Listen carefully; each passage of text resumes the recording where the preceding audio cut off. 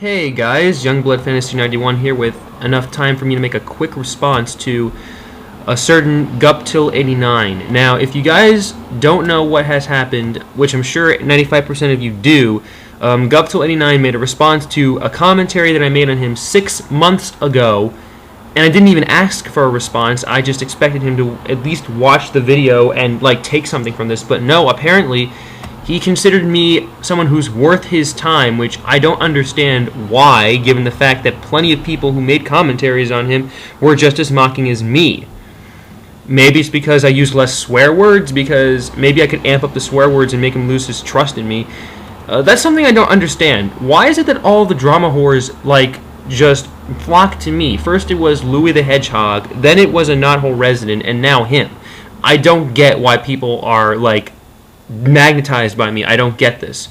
But that's a story for another day. Right now I'm focusing on his 2-part video series on my commentary, and he picked out arguments that he felt were erroneous, and he said he disagreed with every one of them. Now, he's being a bit disingenuous in saying this, because 2 of the arguments that he proposed that he disagreed with, he actually conceded. So technically he only had 10, and even with the 10 arguments he had, they were pretty flimsy and they just didn't hold water. To be quite honest, the reason why he did this is probably because he was mad at me for making a freaking response video to him and a commentary to him, and I brought up actually legitimate points that he tried to refute, and all it ended up being was just a huge polemic on how the American economy is declining. That's all it ended up being. Just him trying to be this avenger of the economy. He proclaims himself to be this omniscient, all-knowing being, how he can save the freaking U.S. economy by nitpicking over corporate logos that have changed over time, and I'm sure at least plenty of them have. The reason why I said that some of the logos that haven't changed, only went through minor changes, were ridiculously successful is because, well, they were ridiculously successful. I mean, Coca-Cola was the foremost in terms of soft drinks, because they were one of the first. Chrysler wasn't one of the first cars to have been made. Gatorade wasn't really one of the, I guess it was one of the first energy drinks, I guess. But Gatorade didn't really change it. They just said G, and they still retained the friggin' Thunderbolt, logo. And another one that I mentioned, what was it? It was Gatorade and, Nike. Nike barely changed their logo either. All they did was just remove the name.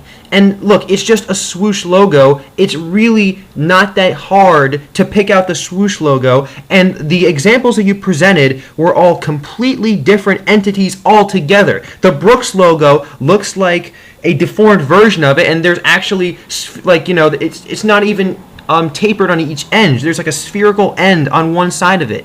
And the Saucony logo looks like someone shot bullets through the Nike logo, and the Nike logo collapsed as a result. And the third one with Mizuno looks like the Nike logo, but it's sitting on a freaking pedestal. How can you not figure out which one's which? And besides, those companies you mentioned were so specialized and so, minor that probably 75% of the populace doesn't even know what these brands are. Do you see a Mizuno or a Saucony anywhere in your local Kohl's or Walmart? Because if you do, let me know, and maybe I'll retract that statement. But until you do, Guptill, unless you find unless you know a bunch of athletes from the Olympics, I don't think anyone wears Mizuno or Saucony or Brooks. I know people wear Brooks Brothers, but that's a completely different company altogether, and they don't even use a swoosh logo or anything like that.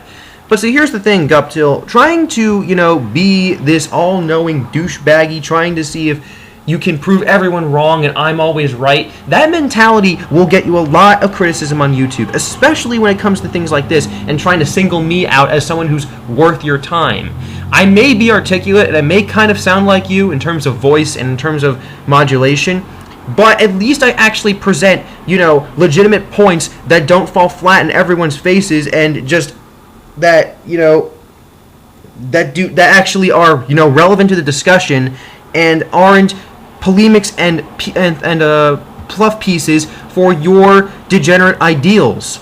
I mean, come on, the economy may be in the tank, but I don't think the economy's in the tank because of logos. It's in the tank because of subprime mortgaging. There is a complete difference between the two. I guess you're probably going to say next that because Fannie Mae changed their logo, everyone lost real estate, and thus the whole economy collapsed, and that's why freaking Lehman Brothers fell over. Is that what you're going to tell me, Guptill? Is that what you're going to tell me? I mean, you know what? The whole example, when you talked about the houses being moved for a CVS pharmacy, that's capitalism in action. Capitalism, a central point in capitalism is competition. And the CVS and the Rite Aid were competing for business. And that's why you see so many McDonald's and Starbucks everywhere, because of capitalism and of competition and trying to wrangle the people in.